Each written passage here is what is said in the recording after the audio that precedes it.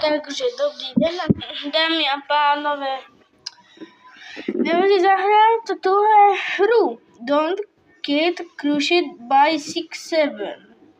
A mimochodem, kdybyste se ptali, proč mluvím jako retard, tak to je tím, že nejsem Čech.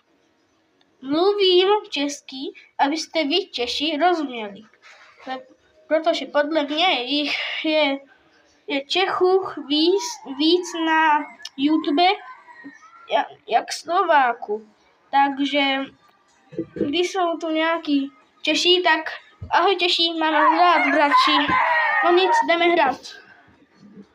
Já už jsem to jednou hrál, ale jen tak pro tutoriál. Fakt jsem nevěděl, co to je a co mě čeká. No, už nemám peníze, jsem chudý, no nic. Jdeme. Pojď.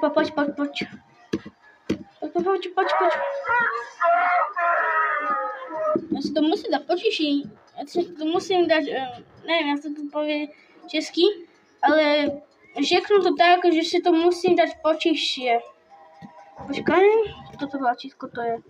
Sakra, to nefunguje, jak jsem si myslel. Dám si to takto na 6-7, vidíte 6-7? 6-7! Dobre? Všechno 6-7 a je tu 6-7. Wow.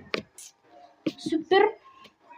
A když tohle dokončím, tak musíte dát like.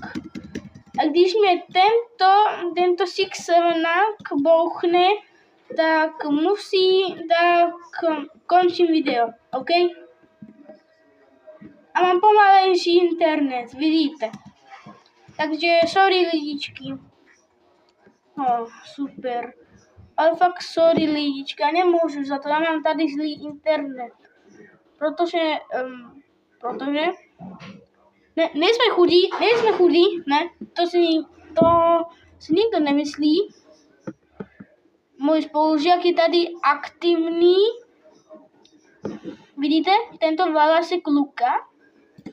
A jdeme si zahrát ještě jednou, protože. Wow.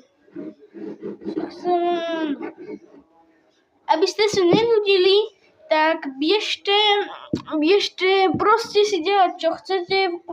Normálně si chodte pro vodu, na záchod, popcorn, pro křečka, pro kočku, pro maminku. No, prostě kam chcete.